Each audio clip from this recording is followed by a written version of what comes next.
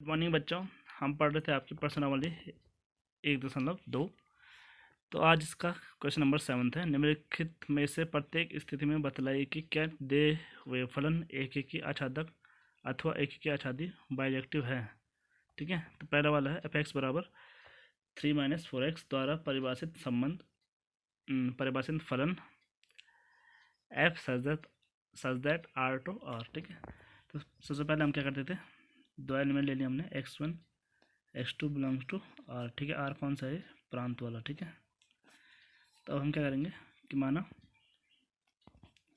f(x1) बराबर f(x2), तो f(x1) कितना आएगा यहाँ से 3 - 4x1 बराबर 3 - 4x2।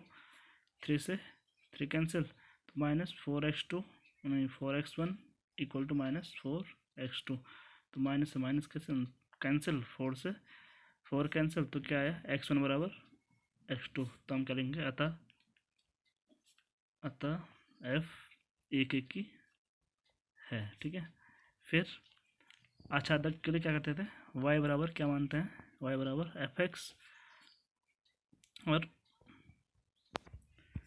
हमारा f(x) क्या है 3 - 4x। तो यहाँ से हमें x की वैल्यू निकालनी है, तो y बराबर क्या आ जाएगा 3 - 4x, और इसको यहाँ ले जाओ तो क्या हो गया, क्या आएगा 4x इक्वल टू 3 - y, और this implies x equal to 3 - y/4। ठीक है, तो इससे क्या प्रूव होता है कि जो y है, y क्या हमारा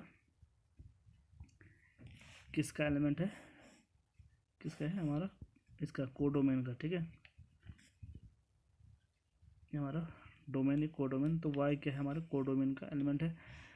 तो y हमें कुछ भी रखेंगे, ठीक है, y के हमें यहाँ कुछ भी वैल्यू रखेंगे, तो उसके लिए कोई ना कोई x क्या होगा हमारा किस में होगा, डोमेन में होगा। ठीक है, तो हम करेंगे therefore y belongs to y, there exit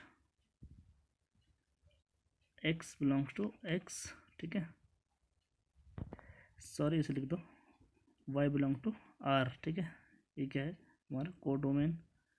ठीक है, और ये x बिलोंग्स टू x, ये क्या हमारा डोमेन।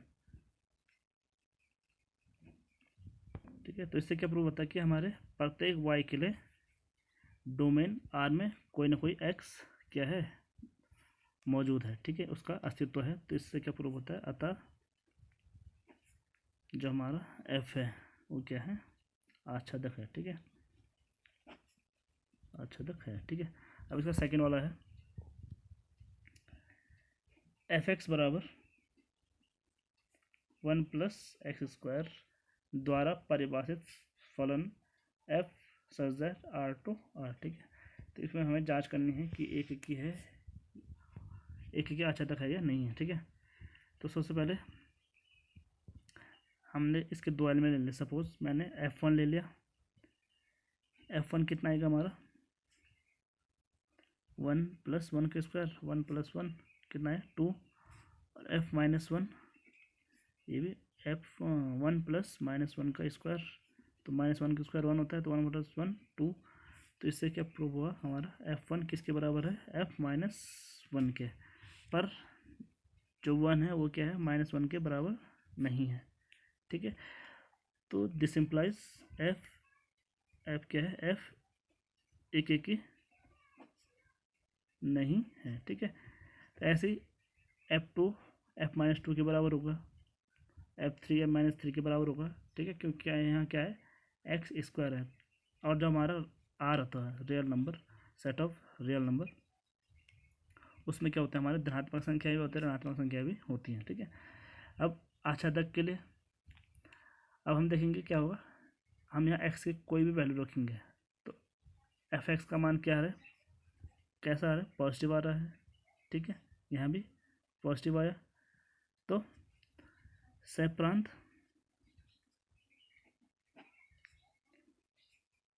R के आर की ऋणात्मक संख्याएं से प्रांत आर की ऋणात्मक संख्याएं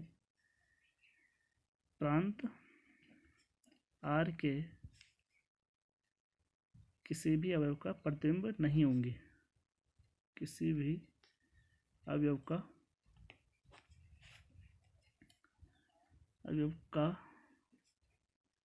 प्रतिबिंब नहीं होंगे।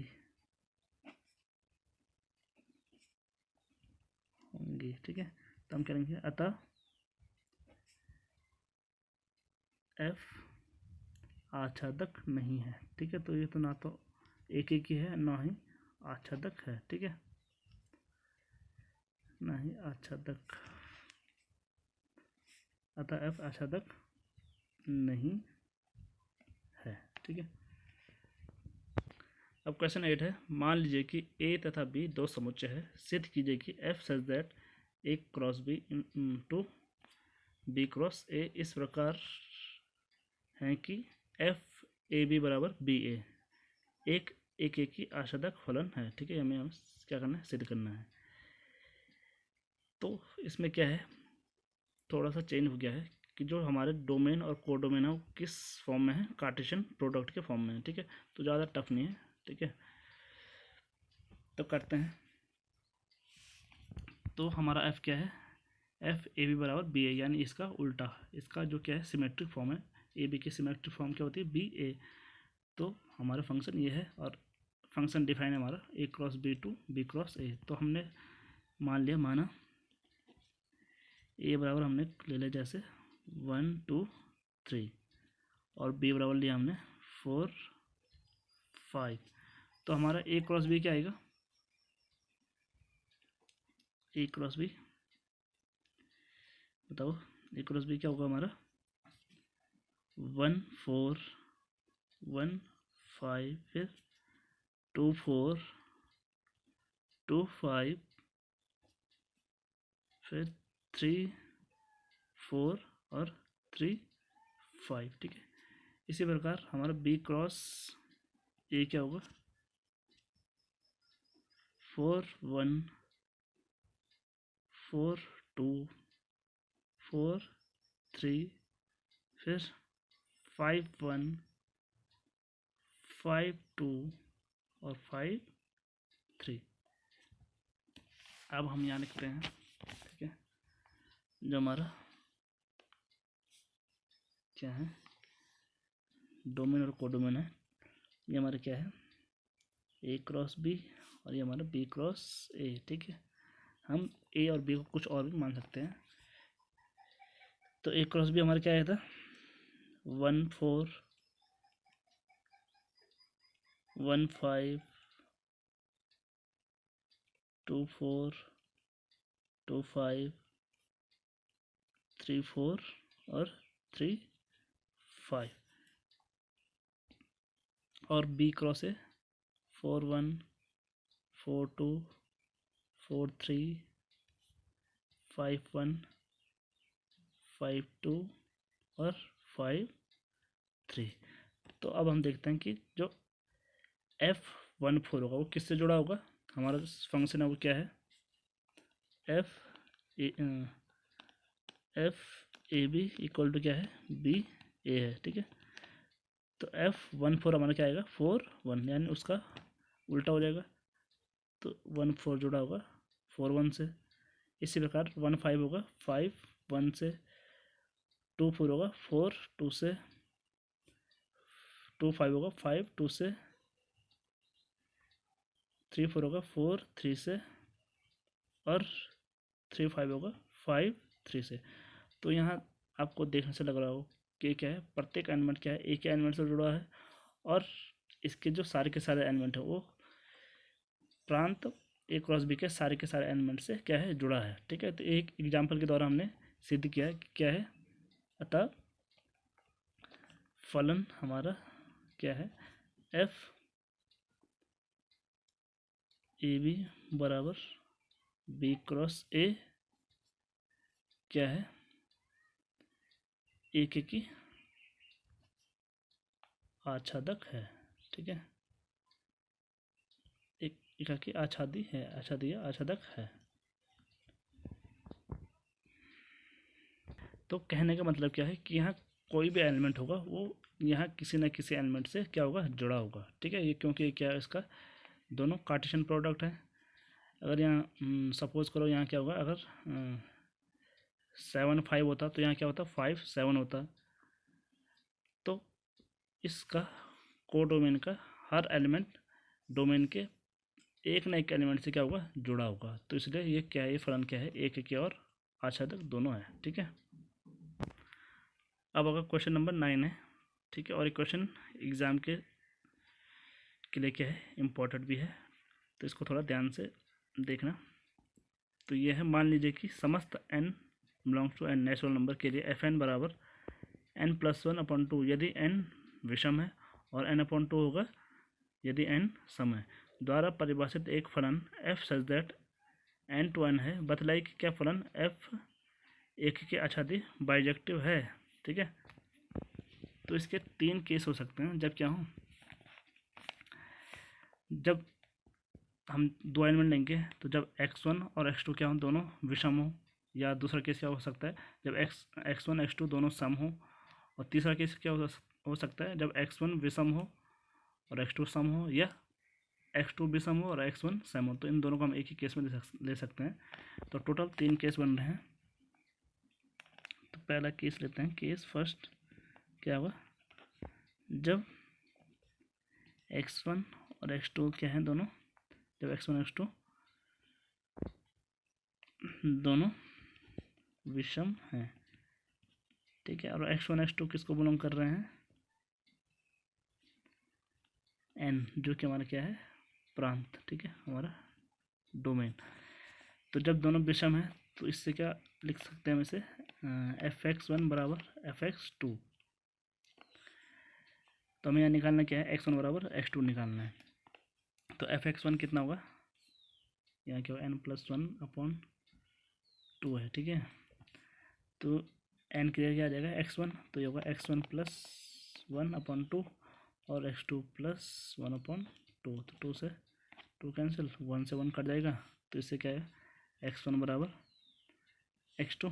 ठीक है, इससे तो प्रूफ होगी कि f एक ही है, पर तीनों केसों में क्या आना चाहिए, x1 बराबर x2 आना चाहिए। अगर आ गया तो हमारा जो फलन है वो क्या होगा, एक ही होगा। फिर दूसरा केस क्या हो सकता है, जब x1 और x2 क्या हो, दोनों सम हैं और x1 x2 बिलोंग कर रहे हैं n प्रांत को। ठीक है, तो जब दोनों सम है तो उसकी इमेज तो क्या है, हमने बराबर मान ली। तो जब दोनों सम है तो फंक्शन कौन सा है, n/2 वाला। तो ये क्या हो जाएगा, x1/2 x2/2, 2 से 2 कैंसिल, तो ये आया x1 बराबर x2। अब तीसरे केस में देखते हैं। अगर तीसरे केस में x1 बराबर x2 आ गया तो हमारा जो फलन है वो क्या हो जाएगा, एक ही हो जाएगा। जब x1 विषम और x2 सम है, तो फिर वही x1 x2 belongs to n, जो कि हमारा क्या है, प्रांत। x1 विषम है तो इसमें फंक्शन कौन सा आएगा, fx1 बराबर fx2। तो fx1 क्या हो जाएगा हमारा, x1 + 1/2 और x2, ये fx2 x2/2, 2 से 2 कैंसिल, तो ये क्या आया, x1 + 1 = x2। x1 को यहाँ ले जाओ तो x2 - x1 बराबर 1, यानी ये क्या है, x2 सम है और ये विषम। तो किन्हीं भी दो सम और विषम संख्याओं का अंतर क्या होता है, 1 आ सकता है। तो इसका मतलब क्या है, जब एक संख्या सम है एक संख्या विषम है तो उनकी इमेज तो क्या है, बराबर है, पर वो दोनों क्या है, बराबर नहीं है। This implies x1 does not equal to x2। तो इससे प्रूफ होता है, अतः f एक की नहीं है। हमें प्रूफ जांच किसकी करनी थी कि जो फलन f है हमारा वो क्या है, एक एक आच्छादित बाइजेक्टिव है या नहीं है। तो जब एक एक नहीं है तो बाइजेक्टिव भी नहीं होगा, ठीक है।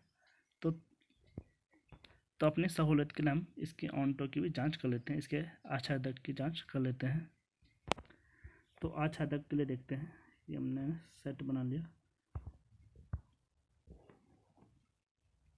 ये क्या है, एन, ये भी एन। तो देखो नेचुरल नंबर क्या होते हैं, 1 2 3 4 5 6 7, ठीक है। फिर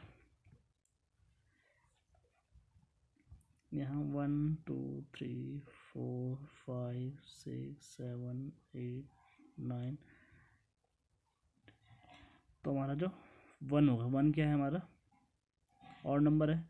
तो और नंबर के लिए क्या है, n+1 यानी 1 + 1 2, 2/2 1, तो 1 1 से जोड़ा है। फिर 2 इवन है, तो इवन के लिए क्या है, n/2, 2/2 कितना होता है 1, तो इसके साथ होगा 3, 3 + 1 4/2, 2 4, 4 इवन है 4/2 2, ऐसे ही 5 + 1 6/2 3, और 6 इवन है 6/2 3, 7 किससे होगा, 7 + 1 4, ऐसे हमारा जो 8 होगा इसके नीचे वो भी किससे होगा, 4 से ही जुड़ा होगा। तो आप देख रहे होंगे कि यहाँ कोई भी एलिमेंट है वो क्या है, इसके प्रत्येक एलिमेंट से क्या है, जुड़ा हुआ है, ठीक है। तो इससे प्रूफ होता है कि जो हमारा फलन है वो क्या है, आच्छादक है। तो इसे प्रूफ कैसे करेंगे, हम लिखते हैं माना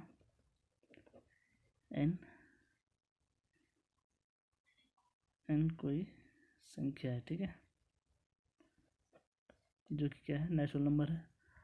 तो हम जो ऑड नंबर है उसे क्या मानते हैं, ऑड नंबर को क्या मानते हैं, और हम इवन नंबर को क्या मानते हैं, ऑड नंबर को मानते हैं हम 2n ± 1। तो हमने ले लिया कि माना 2n - 1 कोई विषम संख्या है, ठीक है, और 2n कोई सम संख्या है।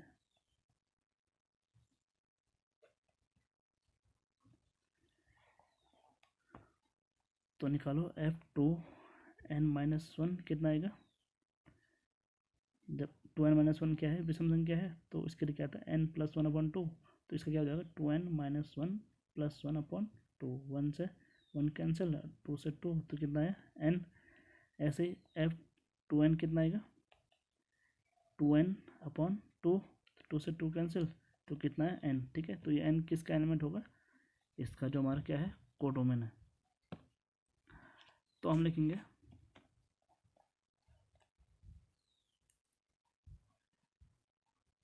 फॉर ऑल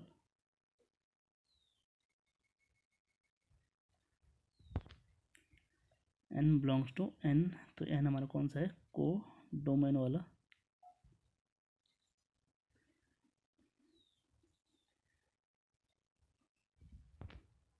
के लिए 2n - 1 और 2n इस प्रकार हैं कि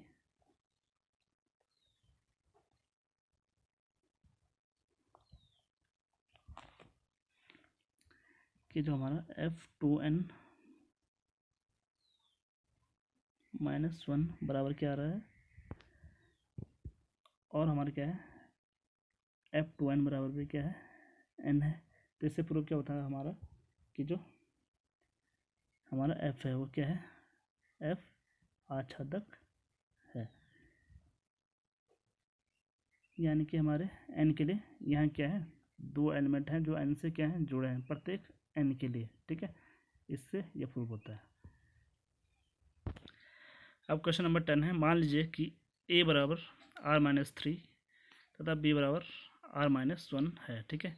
यानी a ऐसा सेट है जिसमें क्या है, 3 नहीं है, और b ऐसा सेट है जिसमें रियल नंबर्स में 1 नहीं है।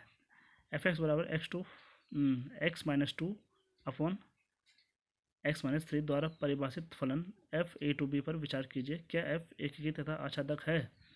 तो देखते हैं। तो उसने क्या बोला है कि जो हमारा सेट ए है उसमें क्या है R-3, यानी उसमें एलिमेंट 3 नहीं है। तो यानी ये क्या होगा, इसको ले लिया मैंने -3 -2 -1 0 1 2 3 नहीं है 4 5 6 डैश ऐसे ही। यहाँ जो हमारा सेट बी है उसमें क्या है 1 नहीं है, -3 -2 1 0 फिर 2 आ जाएगा 3 4 5 6 डॉट डॉट डॉट। तो उसने ऐसे क्यों लिखा होगा कि R-3, ठीक है, क्योंकि अगर हम यहाँ x की जगह 3 रखेंगे तो ये क्या हो जाएगा 3 - 3 यानी x - 2/0। तो अगर किसी भी भिन्न के अपॉन में 0 आ जाएगा तो वो फ्रैक्शन कैसे हो जाता है, कैसे हो जाता है अनंत, ठीक है, नॉन डिफाइंड, इन्फिनिटी हो जाता है, ठीक है। इसलिए उसने क्या किया a बराबर R-3 रखा है, ठीक है। तो एक एक सिद्ध करने के लिए देखते हैं। माना x1 x2 belongs to a और fx1 बराबर fx2। तो fx1 कितना हो जाएगा हमारा x1 - 2 x1 - 3 ये x2 - 2 x2 - 3 करो बजर गुणन, कितना आएगा x1 x2 -2x2 फिर इसका इसके साथ -3x1 इसका प्लस 3 दूनी 6 फिर इसका यहाँ x1 x2 -2x1 फिर 3 का होगा -3x2 और 3 का 2 के साथ इसका प्लस 6 x1 x2 से x1 x2 कैंसिल 6 से 6 कैंसिल, हमारे पास क्या बचा -2x2 -3x1 यहाँ -2x1 -3x2। अब क्या करो x1 वाला यहाँ ले आओ और x2 को वहाँ ले जाओ, तो ये क्या बचेगा हमारा -3x1 + 2x1 और ये -3x2 + 2x2। तो ये कितना हुआ -3x1 + 2x1 -x1 = -x2। तो इससे कैंसिल हुआ, तो क्या आया हमारा x1 = तो ये आया x1 बराबर x2, ठीक है। तो इससे क्या प्रूव होता है कि हमारा जो f है f क्या है एक ही है। अब आज तक के लिए क्या कर देते हैं fx बराबर क्या मान लिया हमने fx बराबर y। तो हमारा fx क्या है x -2 और x -3 बराबर y। यहाँ से हम x का मान निकालेंगे, तो करो इसका वज्र गुणन x -2 = xy -3y। अब x वाले एक तरफ लाओ और बाकी को एक तरफ, तो ये हो जाएगा x - xy और -3y + 2। इससे मैंने क्या किया -1 से मल्टीप्लाई किया, तो ये क्या होगा xy - x और यहाँ इसमें -1 से मल्टीप्लाई करेंगे तो क्या होगा चिन्ह बदल जाएंगे, पूरे के सबके चिन्ह बदल जाएंगे। तो ये क्या होगा 3y - 2। अब यहाँ क्या है कॉमन x कॉमन है इसमें, तो यहाँ बचा y - 1 = 3y - 2 और x बराबर आया हमारा 3y - 2 अपॉन y - 1, ठीक है। अब b में से उसने 1 क्यों हटाया होगा, क्योंकि अगर हम यहाँ 1 रखते तो ये भी क्या हो जाता अनंत हो जाता, ठीक है। तो जो हमारे x है वो अनंत से क्या नहीं हो पाता, एसोसिएट नहीं हो पाता, इसलिए उसने b से क्या किया है -1 किया है। तो इससे क्या सिद्ध होता है जो हमारा y है वो प्रांत a के किसी न किसी x के साथ क्या है जुड़ा है। तो हम लिखेंगे सह-प्रांत b का अवयव y प्रांत a के अवयव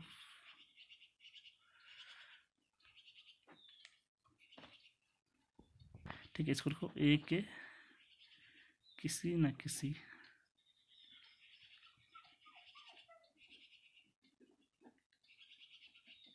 अवयव एक्स के साथ या एक्स का, इसको या एक्स का प्रतिबिंब है। ठीक है, तो लिखते हैं अतः एफ आच्छादक है। ठीक है, तो ये फलन क्या है, एक ही भी है और आच्छादक भी है। ठीक है बच्चों।